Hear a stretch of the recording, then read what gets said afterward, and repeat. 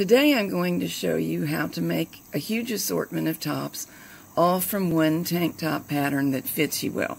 There are many available these days, and it doesn't matter which one you choose as long as it's a good fit. This is what I used. It's a vintage Lutterloh pattern, and at first glance it's no tank top. Here's why I chose it anyway. I have found Lutterloh drawings to be quite accurate, and if you notice, the shoulder on this top is quite narrow. That's what I wanted because I'm going to be finishing the armholes with bands, and this saves me having to alter the armhole. As of this photo, this top has just barely been finished. No pressing, washing, or steaming has been done. So first we'll look at how to achieve this basic top, starting with the pattern I had, and then we'll move on to these variations.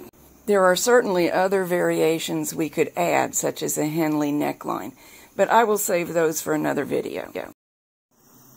Starting with the original design, this is what you get, except for this was the line presented by the original pattern. Remember, it was only supposed to be waist length and quite fitted. And this would have been the side. There's the dot that I made when enlarging the Lutterloh pattern.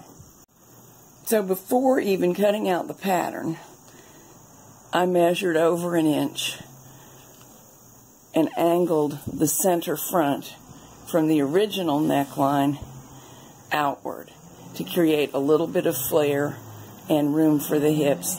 And I did not want the waist to pull in as it originally had.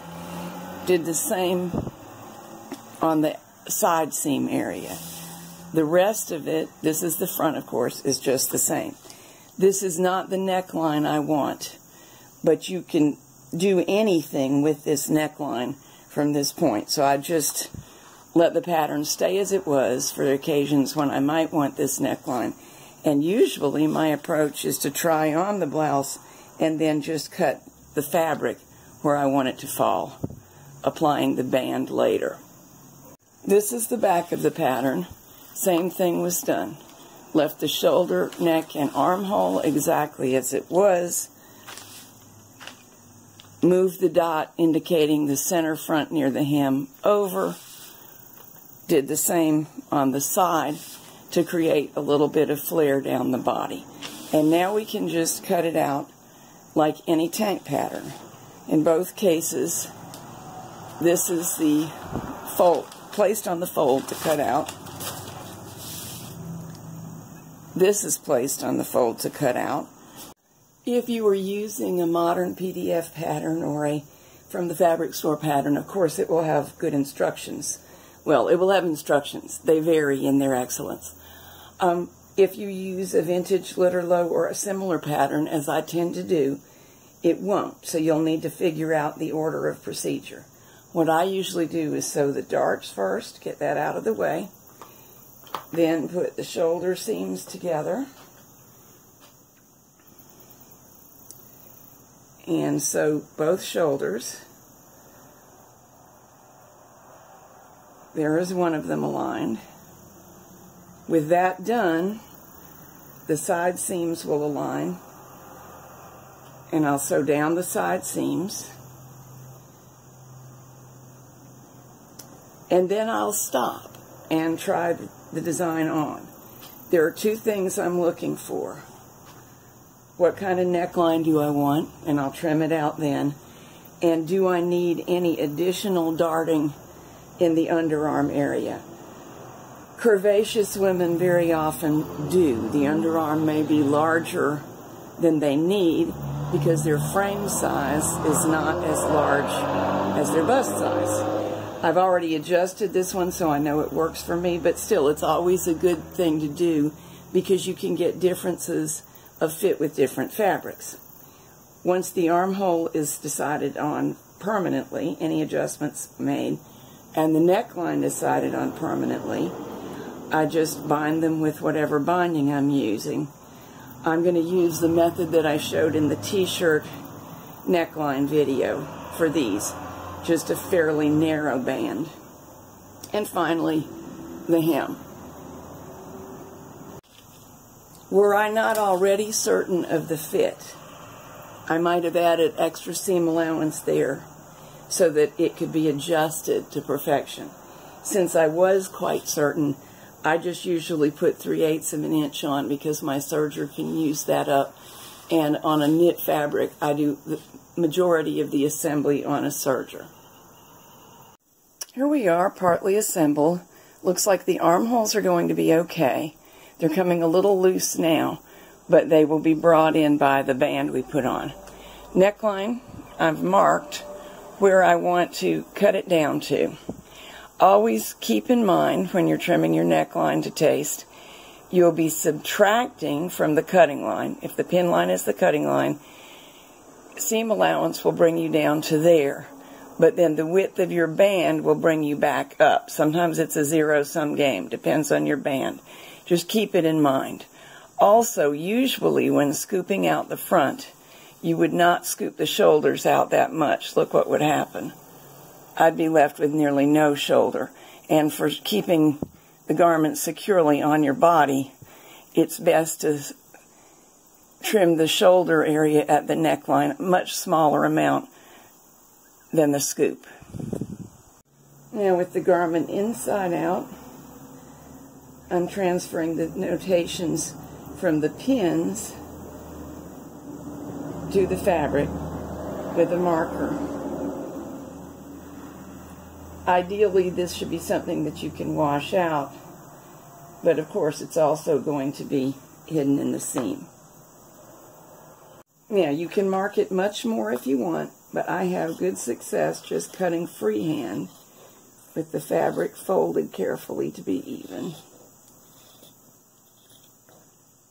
And there's my new front neckline. Now I'll go around to the back and do the same. There's the pattern neckline. There's my neckline. So that's trash now. Now because we've trimmed it, even if your pattern came with the neckband piece, it's not the right length, so you can't use it. But here's a simple way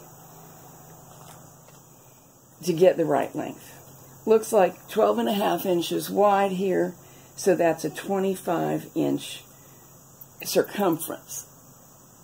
Typically, you want your measurement times 0.85, so you're getting 85% of the total circumference, which would be 21.25 inches for my band. And I can do that for the armholes as well. Normally that makes the band do its job of pulling in and holding the neckline and armholes stable without looking puckered. However, you may want to baste the first band on. I may want this one a little bit smaller, so I'll try to show you why. This is extremely soft, flexible fabric with a tendency to droop, which is also beautifully draped. But I do want the armholes and neckline stable, so I may want to go to 80%, 25 times 0.8, which would be 20. So somewhere between 20 and 21.25 inches is how long I should make my neckband. Remembering that you will seam the ends of it together, and so you'll take up some seam allowance. Therefore, add about 1/2 inch to the total measurement you cut for the serger seam. Now we'll move on to getting a longer tunic length tank with a shirt tail hem. The shirt tail hem is something you can just draw on to any degree of length you would like to add. I showed you in more detail how to do this in the dorm shirt from a t-shirt pattern video. The critical thing to remember is that when the shirt is actually going to cover the hips and behind, almost all women need significantly more room than they're going to need up in the waist area. If more room is needed, the best way to accomplish it is to cut on the dotted line and swing the side seam outward as indicated by the arrow. Then fill in the paper gap in the pattern by taping an extra piece of paper to it.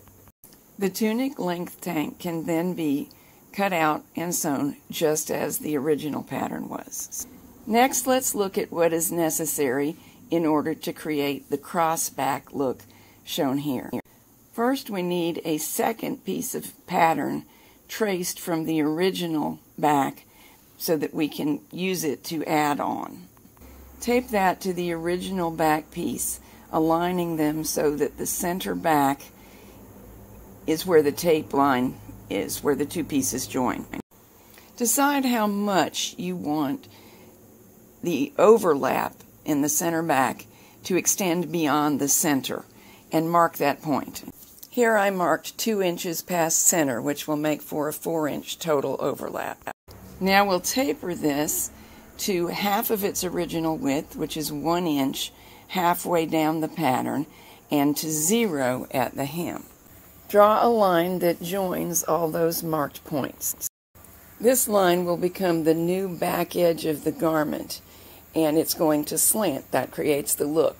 But we still need to have some hem to turn under along this edge. So measure over all the way down the line, 1.5 inches, or whatever width you think you'd like your hem to be, parallel to the back line. This location will become the actual cutting line for both pieces of the back. Normally, when cutting out backs for a tank top, the absolute center back is placed on the straight of grain. That would be the vertical position marked with the V in the picture. However, doing that would mean that we needed to work the hem on a bias cut piece of fabric, and I'm afraid that would droop. With that in mind, I suggest placing the edge, the very edge, the final line we drew, on the straight of grain, which will mean that the hem area is on the straight of grain and some of the rest of the blouse is more bias cut. The bias cut torso drapes very nicely in the finished project, so that worked. Now, you won't have any instructions to help you with this, so let's go over a sensible order of operations now. I have drawn a mini replica of the pattern to help. Number 1, sew the darts and set the front aside. Number 2, each piece of the back, fold over what you allowed for the hem and stitch it down. Number 3, overlap these 2 pieces the amount that was allowed. So this area overlaps this area, or vice versa. Either direction of overlap is fine. And stitch along here. Whichever is the top piece, we're just going to say it's this one in this case, and now it's over here somewhere. Stitch it down to at least waist level. Remember, the average waist length for an American woman is in the 16 to 17 inch range, so that's probably the length that you will want to stitch, perhaps a little bit more. From that point on, construction is like any other tank. I would sew these shoulders to these shoulders. Side seams, you only have one of each. Bind the armholes and neckline, and sew the bottom hems. And you're done. Here's the back sewn together. I'll show you where the underlap reaches to. Right there, I can feel the ridge. I top stitched just straight when overlapping. This is the initial hem, and I thought it might need some vertical stretch, so I zigzagged. This one was an experiment, and it's fine. It works great, but I don't actually think I need the vertical stretch. So another time, using similar fabric. This is two-way stretch fabric, and that's why I thought I might need it, but I believe there's not enough stretch in the length that it's going to tear the stitching, so I'd probably make them match. But I'm not going to redo it. It looks fine as it is. The neckline, though it's a composite, is treated as a single unit when applying the binding. And here we go, looking all down the blouse, and you can see the angle that is formed by the overlap because we went from 2 inches beyond center to 0. Now, we didn't go beyond 0, so why do you suppose we have that opening? It's due to a combination of things, and it's part of the fashion look. Partly it's because we ended up with lots of the blouse being bias cut by putting that center on the straight of grain. The other reason is women have behinds, and the fabric will tend to separate around the curve of the body. Have fun with the many looks you can get and experiment. Just invest a little bit of time in fabric. If it's not a success, you still learned something.